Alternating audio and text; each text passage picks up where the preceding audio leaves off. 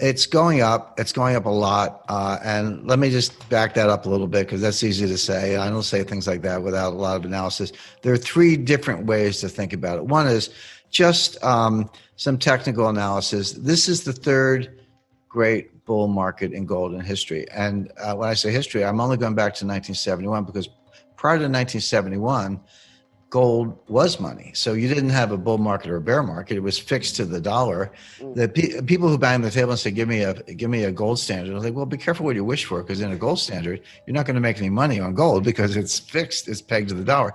If you want to make money on gold, you would actually be against a gold standard because they keep screwing up the currency and the gold goes up. But we had a bull market from 1971 to 1980 and gold went up 2,700%. Then we had a bear market from 1980 to 1999, and gold went down from $800 to $250. So that's, do the math, that's 60 or 70%. In this video, Jim Rickards delves into the factors driving the current surge in gold prices, examining historical trends and future projections. Rickards highlights that since 1971, gold has experienced three significant bull markets. The first bull market, from 1971 to 1980, saw gold prices soar by 2,700%. The second, from 1999 to 2011, witnessed a 670% increase. The current bull market began in December 2015, with gold prices rising nearly 90% from their low of $1,050 per ounce to around $1,900 per ounce today. Rickards explains that during the gold standard, prices were fixed, preventing the kind of bull markets we see today. In contrast, post-1971, gold prices have been free to fluctuate, resulting in significant gains during bull markets. The current bull market, while impressive, pales in comparison to the previous two, suggesting substantial room for growth.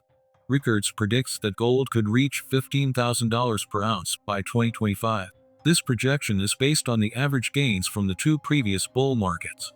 He emphasizes that while gold prices can be volatile in the short term, the long-term trend points upward.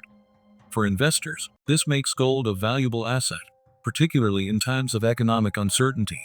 Let's get back to the video. Then we had the second great bull market from 1999 to 2011, and gold went up 670%. Then we had a bear market. It's so funny how these things go in cycles from 2011 to 2015, but you can call the bottom. It was December 16th, 2015. Gold was $1,050 an ounce. I'm talking US dollars. That was the bottom. And I saw it at the time, and I called it at the time based on a conversation I had with Jim Rogers, who's the greatest commodities trader in history. And we were down in the Dominican Republic at Casa de Campo during the bear market. And I said, Jim, what do you think about gold? He goes, well, I own it, but I'm not buying more at the moment. I'm waiting. He said, I'm not selling it, but I'm not buying more. I'm waiting. And he said to me something that just hit me right between the eyes. He said, gold is going to the moon, but no commodity goes to the moon without a 50% retracement along the way. There comes a time when it drops 50%, and then there's like the second liftoff, and then it goes to the moon. Now, take the bottom in 1999, it was $250 an ounce. The top was $1,900 an ounce in August 2011. So that's $1,750. Half of that, so 50% retracement would be down $825. So 1,900 minus $825 puts you at 1,075. Well, bingo, 1,050. That's close enough for government work, as we say.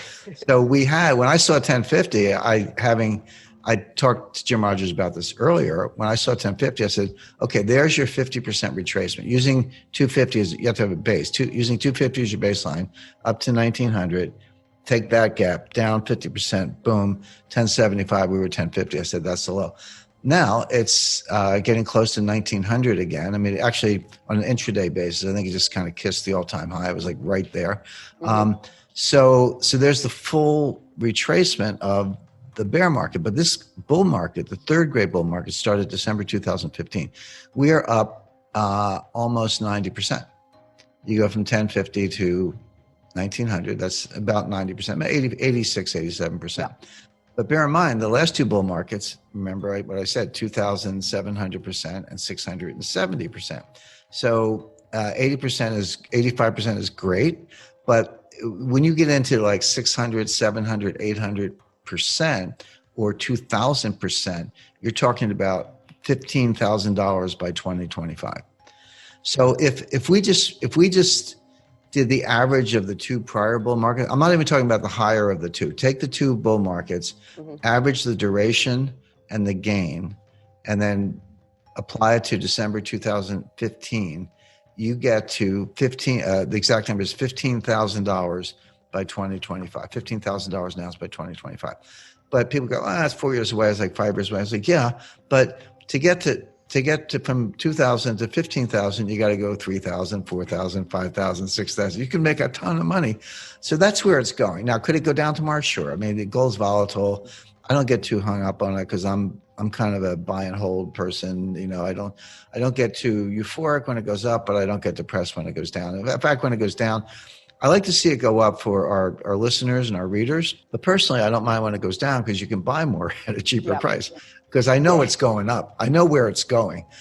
So the answer is, and just a little, again, sixth grade math is usually sufficient. When you get to higher levels, a fixed dollar increase is a smaller percentage increase. So people go, oh, it went from 1,800 to 1,900. It went to 2,000, 2,100, 20, and that's a big deal and good for all of us.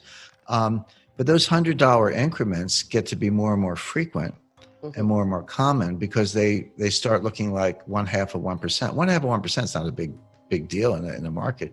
So you're going to see that on a daily basis. So my advice to people, of course, is buy gold. But I said that at 1,100, 1,200, 1,300, 1,400, 1,500, 1,600. You know, I've said it all along, and people don't buy it. People also accuse me. They say, "Well, Jim, you're just talking your position. You know, you're just trying to sell gold." I'm not a dealer. I don't make any money. If you buy gold, good for you. But I'm not in the business. I'm a writer. I'm an analyst, but I'm not a gold dealer. I'm actually one of the few analysts, apart from yourself and a few others, who are not gold dealers. But I think that gives you more credibility because you're not selling gold; you're understanding gold. But for anyone who hasn't bought it yet, of course, denial is a powerful thing. They'll say, "Well, I missed the boat. Now it's up the side. It's going to go down." You haven't missed the boat. I mean, again, 80, 90% is a good run, but this is going to go multiples of that. In essence, the story of gold is one of resilience and significant potential gains. Understanding these historical trends and current market dynamics provides valuable insights for investors looking to navigate the world of commodities trading. As we've seen, the current bull market, though impressive, suggests even more substantial growth ahead, making gold a compelling asset for long-term investment. If you found this discussion insightful and want to stay updated with more in-depth analyses and financial insights, don't forget to subscribe to our channel. Your support helps us bring you more valuable content. Like this video, share it with others who might benefit, and leave your thoughts in the comments below. Thank you for watching, and stay tuned for more expert insights.